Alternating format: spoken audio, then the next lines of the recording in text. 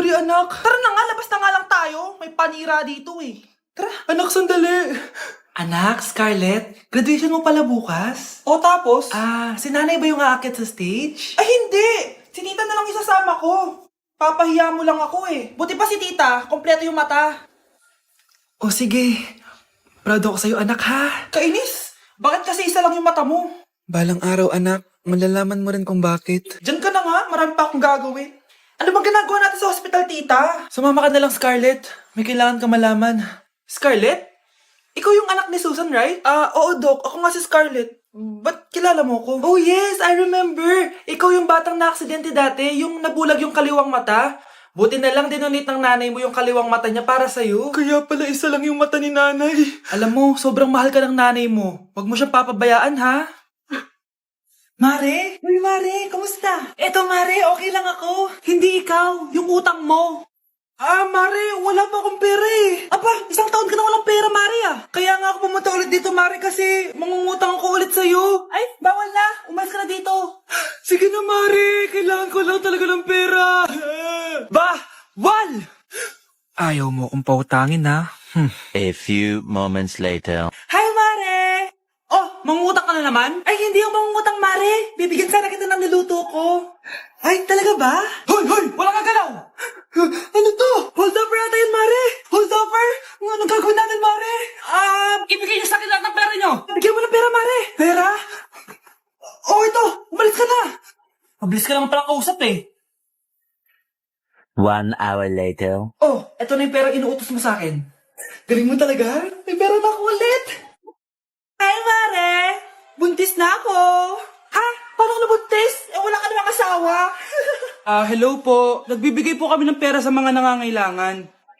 Hello po, Mayor. Ako po, kailangan po namin ng pera. Ay, Mayor, buntis ako. Mas kailangan ko yan. Oo, mas kailangan mo nga kasi buntis ka. Oh, ito, sino to? Thank you. Tsaka pala, magbibigay kami ng bahay at lupa sa mga may kailangan. Kami po, Mayor. Kailangan po namin ng bahay. Wala na po kami magrenta. Hindi. Buntis ako. Kawawa naman yung bata kung wala siyang bahay, di ba? Oo nga, mas kailangan niyo yung bahay. Oh, ito, sa inyo yung bahay.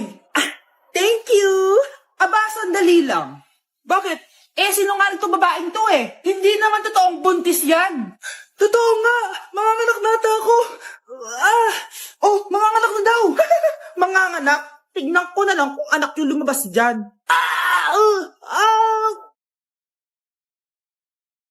Babe, okay ka lang? Ayoko na. Ang toxic mo na. Toxic? Pero wala namang ginagawa. Yun na nga. Wala kang ginagawa. Ano bang gusto mong gawin ko? Wala. Doon ka na sa babae mo.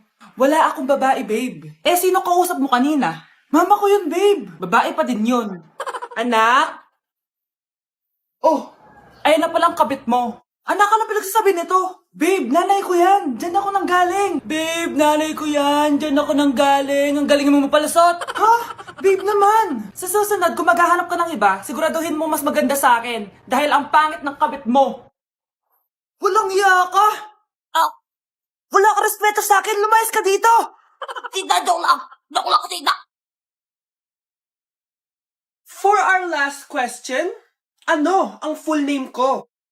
Wala naman yun sa lesson Siyempre, dapat alam niyo yung pangalan ko. Dami namang alam nito. Di ko maalala full name niya. Perfect na sana ako eh.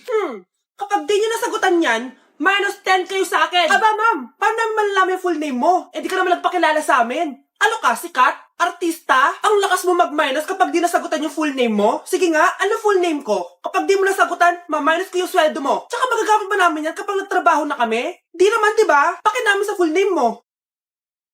Nay, hinuhuli ako ng mga tano sa labas. Ha? Bakit ka nila hinuhuli? Di ko po alam, Nay. Yung totoo, anong ginawa mo? May nasagasaan po ako, Nay. Ay, Diyos kong bata ka. Sige, magtago ka na. Sige po, Nay. A few moments later. Tao po. Ano po yun? May nasagasaan kasi anak mo. Nandito ba siya? Grabe naman. Kaso, wala siya dito eh. Para sigurado, pwede ba ako pumasok dyan? Sige. Sakit ang tiyan ko. O, diba? Wala siya dito. Mukhang wala nga dito. Sige, alis na ako. Ano yun? Nandiyan ka lang pala ha! Huli na kita! Teka lang. Ano ba nasagasaan niya? Nakasagasa siya ng langgam.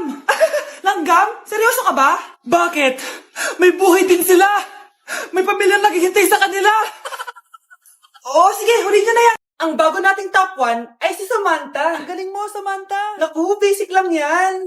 Paano nangyari yun? Pasado kayong lahat, pero may isang bagsak. Si Scarlett, halatang favorite mo si Samantha. Pares lang kami ng average. Paano ako bumagsak? Di ba sinasagot mo ako? Eh, di bagsak ka ngayon.